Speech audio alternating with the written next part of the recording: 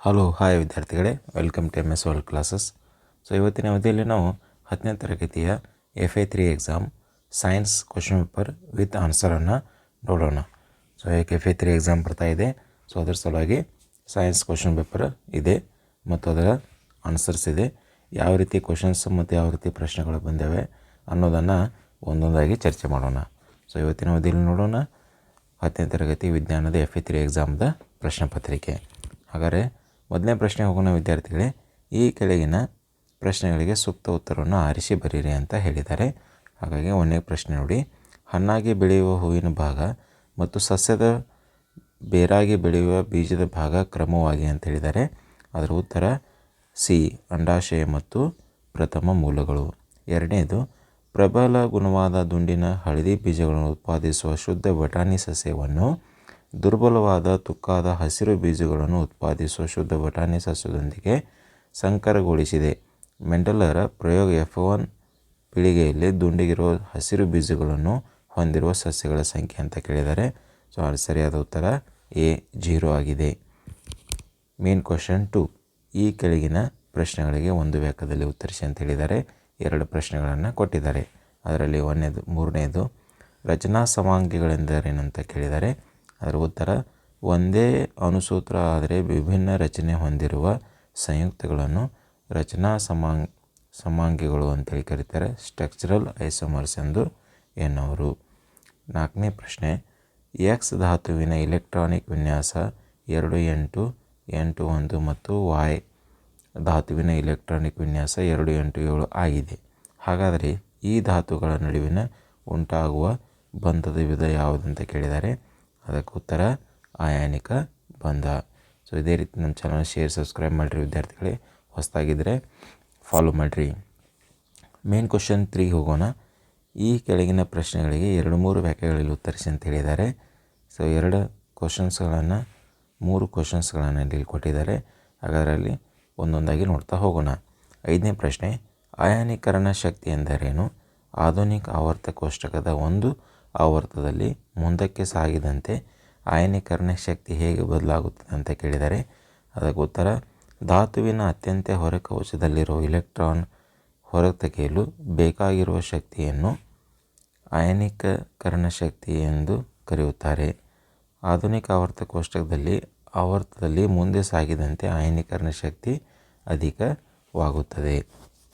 ಮುಂದಿನ ಪ್ರಶ್ನೆ, ಶಲಾಗ್ರಹದ ಮೇಲೆ ಪರಾಗದ ಮೊಳಕೆಯುವಿಕೆಯನ್ನು ತೋರಿಸುವ ಚಿತ್ರವನ್ನು ಬರೆದು ಪರಾಗಸ್ಪರ್ಶ ಕ್ರಿಯೆ ನಡೆಯುವ ಭಾಗವನ್ನು ಗುರುತಿಸಿ ಅಂತ ಕೇಳಿದರೆ ಅದಕ್ಕೆ ಅದರ ಆಕೃತಿಯನ್ನು ಕೊಟ್ಟಿದ್ದಾರೆ. ಅದರಲ್ಲಿ ಪರಾಗರೇಣು, ಶಲಾಗ್ರಹ, ಗಂಡು ಲಿಂಗಾಣು, ಪರಾಗನಳಿಕೆ, ಅಂಡಾಶಯ, ಹೆಣ್ಣು ಲಿಂಗಾಣು ಎಲ್ಲ ಭಾಗಗಳನ್ನು ಏನು ಮಾಡ್ಬೇಕ್ರಿ, ಇಲ್ಲಿ ಗುರುತಿಸ್ತಾ ಹೋಗ್ಬೇಕ್ರಿ.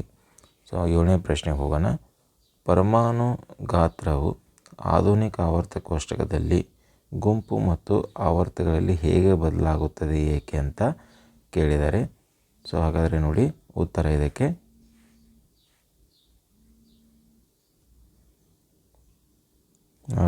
ಇದಕ್ಕೆ ಆನ್ಸರ್ ಕೊಟ್ಟಿದ್ದಾರೆ. ಗುಂಪಿನಲ್ಲಿ ಕೆಳಗೆ ಹೋದಂತೆ ಪರಮಾಣು ಗಾತ್ರ ಹೆಚ್ಚಾಗುತ್ತದೆ, ಏಕೆಂದರೆ ಕೆಳಗೆ ಹೋದಂತೆ ಹೊಸ ಕವಚಗಳು ಸೇರ್ಪಡೆಯಾಗುತ್ತವೆ. ಇದು ಅತ್ಯಂತ ಹೊರಗಿರುವ ಎಲೆಕ್ಟ್ರಾನ್ ಮತ್ತು ನ್ಯೂಕ್ಲಿಯಸ್ ನಡುವಿನ ಅಂತರವನ್ನು ಹೆಚ್ಚಿಸುತ್ತದೆ. ಆವರ್ತದಲ್ಲಿ ಎಡದಿಂದ ಬಲಕ್ಕೆ ಸಾಗಿದಂತೆ ಪರಮಾಣು ಗಾತ್ರ ಕಡಿಮೆಯಾಗುತ್ತದೆ, ಏಕೆಂದರೆ ಹೆಚ್ಚು ನ್ಯೂಕ್ಲಿಯಸ್ನ ಆವೇಶವು ಇಲೆಕ್ಟ್ರಾನ್ಗಳನ್ನು ನ್ಯೂಕ್ಲಿಯಸ್ನ ಹತ್ತಿರಕ್ಕೆ ಸೆಳೆಯುತ್ತವೆ. ಇವು 2 ಅಂಕದ ಪ್ರಶ್ನೆಗಳು ವಿದ್ಯಾರ್ಥಿಗಳೇ. ಇನ್ನು 4 ಅಂಕದ ಪ್ರಶ್ನೆಗಳು ನೋಡಿ. ಈ ಕೆಳಗಿನ ಪ್ರಶ್ನೆಗಳಿಗೆ 3-4 ವಾಕ್ಯಗಳಲ್ಲಿ ಉತ್ತರಿಸಿ ಅಂತ ಹೇಳಿದ್ದಾರೆ. ಇದರಲ್ಲಿ 2 ಪ್ರಶ್ನೆಗಳನ್ನು ಕೊಟ್ಟಿದ್ದಾರೆ. ಹಾಗಾದರೆ 8ನೇ ಪ್ರಶ್ನೆ ನೋಡಿ. ಅದರಲ್ಲಿ ಎ ಕೊಟ್ಟಿದ್ದಾರೆ. ಪರ್ಯಾಪ್ತ ಮತ್ತು ಅಪರ್ಯಾಪ್ತ ಹೈಡ್ರೋಕಾರ್ಬನ್ಗಳ ವ್ಯತ್ಯಾಸ ಬರೆಯಿರಿ. ಬಿ, ಕಾರ್ಬನ್ನ 5 ಪರಮಾಣುಗಳನ್ನು ಹೊಂದಿರುವ ಆಲ್ಕೇನ್ ಅಣುಸೂತ್ರ ಮತ್ತು ರಚನಾ ಸೂತ್ರಗಳನ್ನು ಬರೆಯಿರಿ ಅಂತ ಹೇಳಿದ್ದಾರೆ. ಒಂದು ಕಡೆ ಪರ್ಯಾಪ್ತ ಕಾರ್ಬನ್ ಕೊಟ್ಟಿದ್ದಾರೆ, ಈ ಕಡೆ ಅಪರ್ಯಾಪ್ತ ಹೈಡ್ರೋಕಾರ್ಬನನ್ನು ಕೊಟ್ಟಿದ್ದಾರೆ.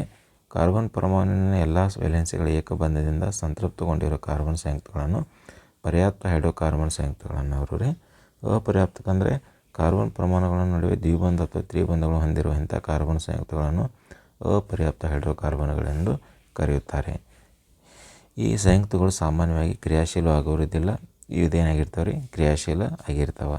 ಸೊ ಬಿ ಪ್ರಶ್ನೆ ಕೇಳಿದರು ಪೆಂಟೇನ್ ಅಂದರೆ ರಚನಾ ಸೂತ್ರ ಮತ್ತು ಅಣುಸೂತ್ರ ಕೇಳಿದರು.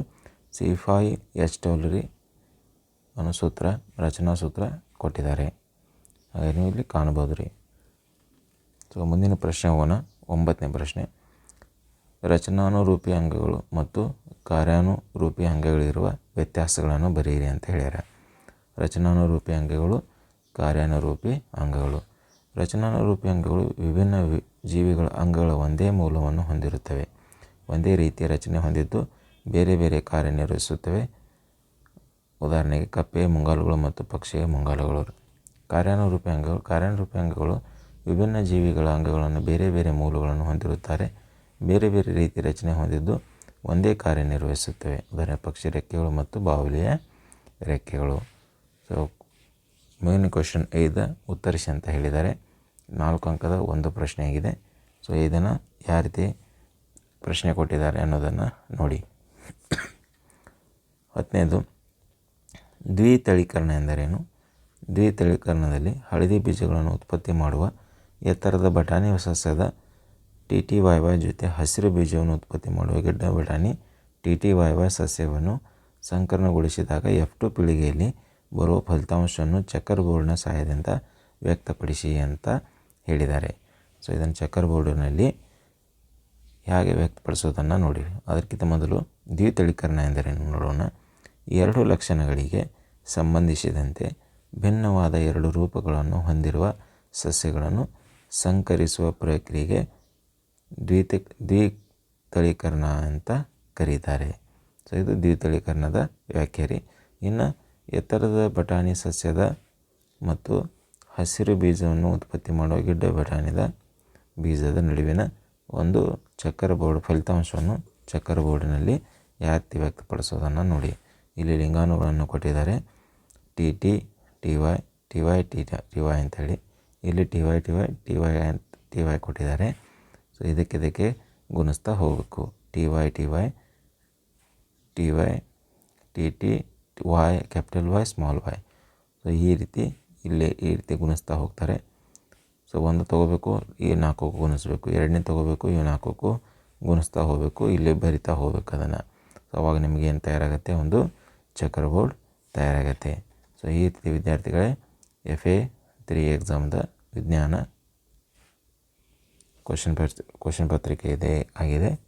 ಸೊ ಇದನ್ನು ನೀವು ವಿಡಿಯೋ ಪಾಸ್ ಮಾಡಿ ಆನ್ಸರ್ಸ್ ಮತ್ತು ಕ್ವಶನ್ಸ್ಗಳನ್ನು ನೋಟ್ ಮಾಡ್ತಾ ಹೋಗಿ. ಇದು ನಿಮಗೆ ನಾಳೆ ಎಕ್ಸಾಮಕ್ಕೆ ಹೆಲ್ಪ್ ಆಗುತ್ತೆ.